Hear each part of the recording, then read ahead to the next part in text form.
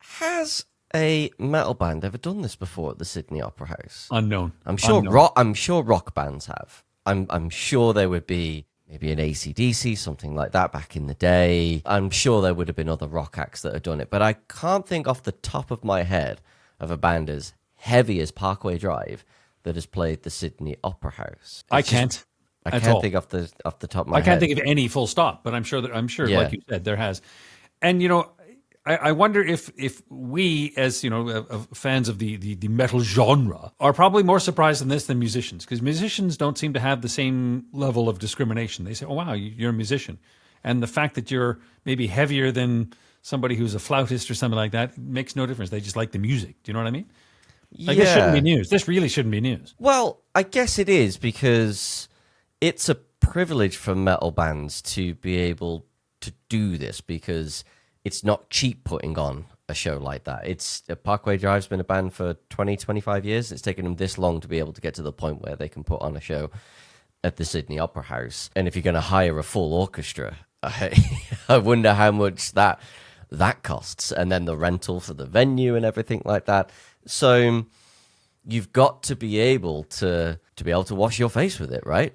So I think that's why it is always a little bit of a surprise when a metal band does it, because we're just so used to playing the dirty, sweaty, the cheaper venues, not the nicer venues. That has changed in recent years with the likes of Devin at the Royal Albert Hall. Brimmy did it for cancer, I think it was children's cancer research back in the 2010s. A few bands have done some shows at the Royal Albert Hall, but it's still a special occasion, I think, when a band like Parkway or any band in the metal scene gets to a venue like the Royal Albert Hall or indeed the Sydney Opera House. It's not something that happens regularly. You've got a ticket, Pete. You're in. You're in at the Sydney. What are you wearing? Well, so this is really interesting. So, as part of their release and everything they did, they actually called it a black tie event. So I wonder if all of their fans are actually going to rock up in black tie, and they've got all these fantastic promo shots in front of the Sydney Opera House with all of them in the black ties and the suits and everything like that. So yeah, I think the band will be dressing up, in black tie.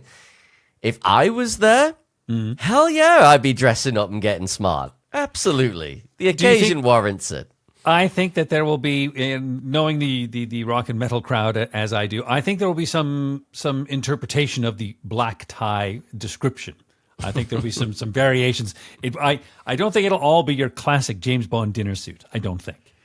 No, probably not, but I think it'll be a very cool affair. So it's taking place on Monday, the 9th of June, which, of course, in Australia, it's winter for them at about that point. So obviously it'll be a lot cooler. So they've picked it, that date for a reason. I can imagine being a black tie in the depths of Australian summer would be a challenging evening for Australian persons. It looks great, and I think it's, as I said to you before, because it doesn't happen so regularly, I think it's really, really cool when things like this happen. Like, have you ever seen a band do like a big full-on orchestra show? Because we've had the likes over the years, of course, most famously Metallica doing S&M. Kiss did one a long time ago as well. Did they? I think so. A lot of the European bands have done it, thinking of bands like Nightwish and stuff like that. But have you ever seen no, I haven't actually. I have not. And I had the opportunity to see Devin, but I couldn't go at the Royal Albert Hall, which was a crying shame, because I think that would have been next level, because everything on that level works, I think. But I haven't. No. So I've seen Apocalyptica. Does that count? I'd say it's about halfway there. When you say Nightwish and stuff, but they're already sort of symphonic metal. Indeed. So it's in the name. They already have symphonic elements, whereas Parkway are not noted for their symphonic elements. Not obviously they do use backing tracks for symphony. Certainly they have done over the past few albums, but I know what you mean. Then you don't say the words symphonic metal and go, ooh, Parkway Drive. You do go Nightwish and bands like that. But the Devin show, me and Dewsbury actually went to I remember the Devin show at the Royal Albert Hall. I think it was about 2014, and it was utterly brilliant just to see that type of entertainment in the Royal Albert Hall. Probably one of the funniest things of that whole evening was the dancing scrotums.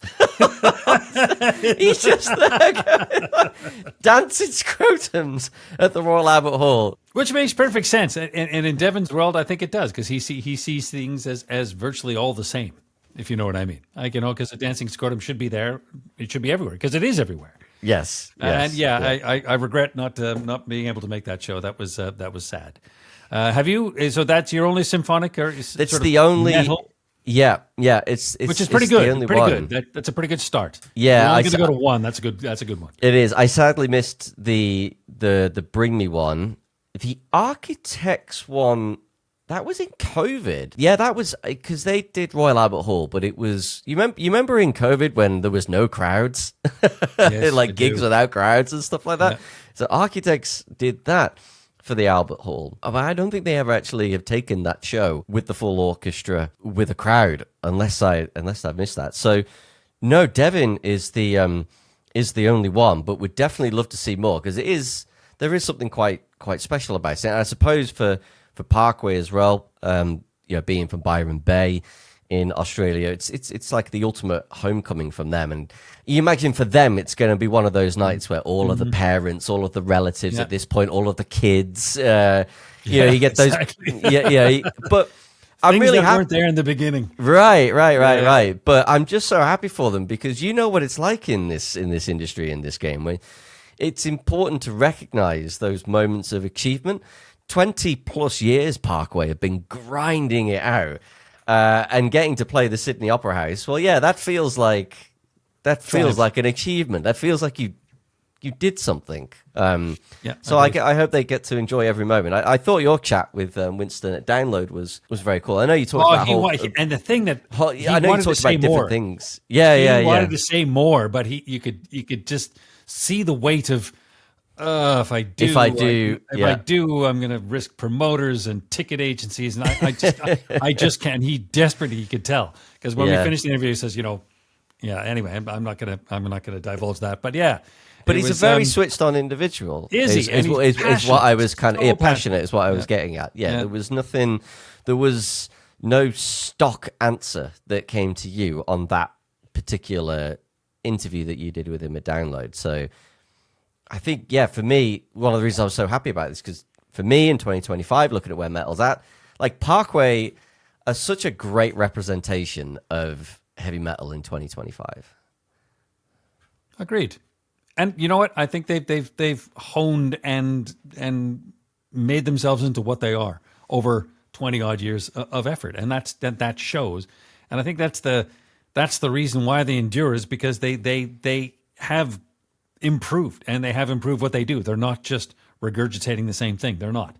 And I thank Dewsbury for actually tuning me into Parkway, because I was like, oh no, shouty back in the day, and now and which led me into all sorts of different things, and I can hear the evolution. And so, if I can hear it, clearly they're doing something. Primordial Radio.